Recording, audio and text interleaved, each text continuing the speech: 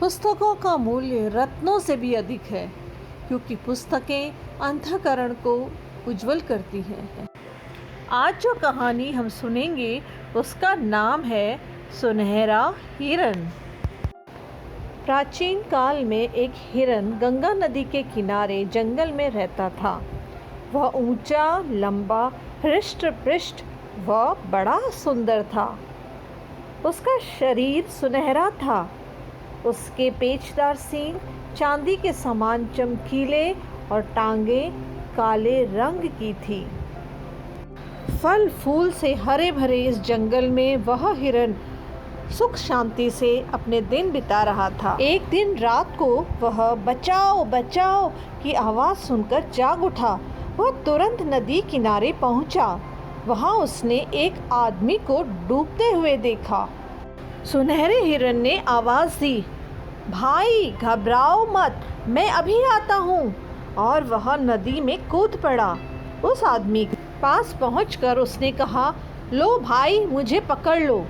डूबते हुए व्यक्ति ने हिरन को पकड़ लिया और दोनों सकुशल किनारे आ लगे। अपनी जान बचाने के लिए उस व्यक्ति ने हिरन को बहुत बहुत धन्यवाद दिया। हिरन उस आदमी को अपने घर ले गया और कहा, आप कुछ दिन यहाँ रहकर आराम करें। वह व्यक्ति मान गया। उसने अपने बारे में हिरन को बताया, मैं एक व्यापारी हूँ। दुर्घटनावश मैं नदी में गिर पड़ा। यदि तुम मुझे नहीं बचाते तो मैं अवश्य ही डूब जाता। यह तो मेरा धर्म है, हिरन ने कहा। कुछ दिनों में व्यापारी स्वस्थ हो गया। अब वह अपने घर लौटना चाहता था। सुनहरे हिरन ने कहा, ठीक है, मैं आपको अपनी पीठ पर बिठाकर वाराणसी जाने वाली सड़क पर छोड़ दूंगा। वहां आपको उस ओर जाने वाले और भी व्यापारी मिल जाएंगे, लेकिन मेरा एक अनुरोध है। व्यापारी ने कहा, हाँ हाँ कहो। मेरे बारे में किसी से कुछ न कहिएगा। ठीक है। दूसरी बात, मुझे खोजने में किसी की मदद नहीं करिएगा। व्यापारी बोला, ठीक है, मैं वादा करता हूँ। हिरन ने व्यापारी को वाराणसी जाने वाली सड़क पर पहुँचा दिया। उसी दिन सुबह वाराणसी की रानी ने सपने में एक सुनहरा हिरन देखा। उसे लगा मानो वह हिरन सपने में उसे उपदेश दे रहा हो। जागने पर रानी महाराज के पास पहुंची और सपने के बारे में बताया। फिर बोली, महाराज, मुझे वह सुनहरा हिरन मंगवा दीजिए।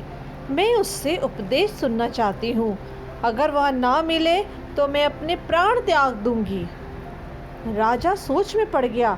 उसने तो सुनहरे हिरन के बारे में कभी सुना भी नहीं था, फिर उसका पता कैसे लगाता। राजा ने बड़े बड़े पंडितों को बुलाकर सुनहरे हिरन के बारे में पूछा।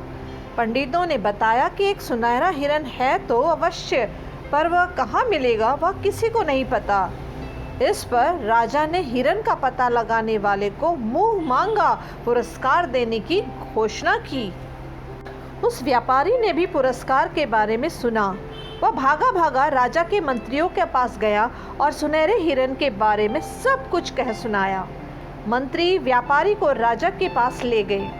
हिरन के बारे में सुनकर राजा बहुत प्रसन्न हुआ। उसने आदेश दिया कि सारी प्रजा उसके साथ हिरन की खोज में चले। व्यापारी राह दिखाता हुआ उन सबको उस जंगल में ले गया। राजा ने आज्ञा दी कि सुनहरे हिरन को जीवित ही पकड़ा जाए। उस छोटे से जंगल में असंख्य लोग घुस गए। जब वे सब जंगल के चारों ओर घेरा डाल रहे थे तो राजा ने सबको चेतावनी देते हुए कहा, देखो, हिरन किसी भी हालत में भागने न पाए। सुनहरे हिरन ने लोगों को अपनी ओर आते हुए देखा। वे हथियार लिए हुए थे। तभी कुछ दूरी पर राजा को देखकर वह उसकी ओर भागा। हिरन को अपनी ओर लपकते देखकर राजा के मन में आया, अरे यह तो बहुत विशाल है, कहीं ये मुझ पर झपट न पड़े। अच्छा हो कि मैं धनुष बाण लेकर तैयार रहूं। यदि यह भागेगा तो मैं तीर मार कर इसे घायल कर दूंगा।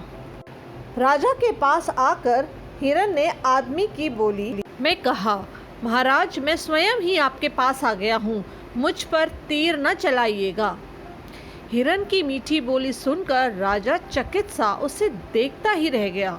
राजा ने व्यापारी की ओर संकेत करते हुए कहा, इस आदमी ने मुझे तुम्हारे बारे में बताया है, यही हम सबको यहाँ लाया है। तुमको खोजने के लिए मैंने एक बड़े पुरस्कार की घोषणा की थी। हिरन ने नम्रता से कहा, महाराज इस दुनिया में ऐसे लोग भी हैं जो अपनी मदद करने वाले को धोखा देते हैं।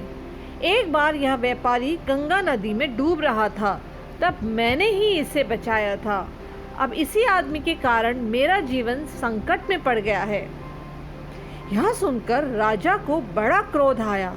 उसने क्रोधित स्वर में कहा, ऐसे व्यक्ति को मृत्यु दंड मिलना चाहिए। यह सुनकर दयालु हिरन ने कहा, किंतु महाराज मैं नहीं चाहता कि इसे मेरे कारण कोई दंड मिले या हानि पहुँचे। आप अपने वचन के अनुसार इसे पुरस्कार अवश्य दीजिए। हिरन की बात सुनकर राजा स्तब्ध रह गया। उसने प्रशंसा भरे स्वर में कहा, ओ हिरनों के राजा, वास्तव में तुम महान और उदार हो। तुम्हें जो कुछ चाहिए वह मांगो, मैं तुम्हारी इच्छा अवश्य पूरी करूंगा। हिरन ने कहा, राजन मेरी केवल इतनी ही विनती है कि इस राज्य में कोई किसी जीव जंतु को हानि ना पहुंचाए। राजा ने हिरन की बात सहर्ष स्वीकार कर ली और कहा, ठीक है, ऐसा ही होगा। सुनहरे हिरन को देखकर रानी बहुत खुश हुई। हिरन बहुत समय तक उपदेश देता रहा और रानी उसकी ज्ञान की बातें सुनती रही।